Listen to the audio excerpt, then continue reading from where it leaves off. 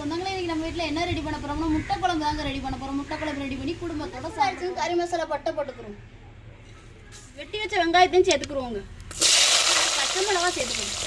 அதனால வெங்காயம் பச்சை மிளகா வதக்கிட்டு நம்ம அரைச்சி வச்ச இஞ்சி வெள்ளைப்பூடையும் தக்காளியும் சேர்த்துக்குருவோங்க.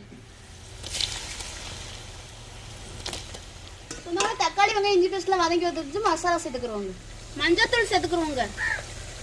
மிளகாத்தூள் சேர்த்துக்குருவோங்க. மட்டன் மசாலா சேர்த்துக்குவோங்க. சொன்னோம்னா இந்த மசாலையோடய நம்ம உரிச்சு வச்ச முட்டையும் வெட்டி வச்ச உருளைக்கிழங்கு சேர்த்துக்கிறோங்க. தேவையான உப்பு சேர்த்துக்கிறோங்க.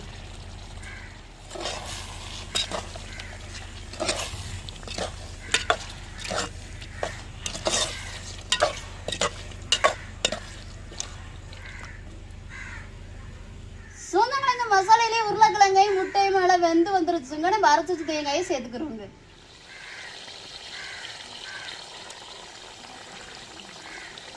தேவையான தண்ணி சேர்த்துக்குருவோங்க.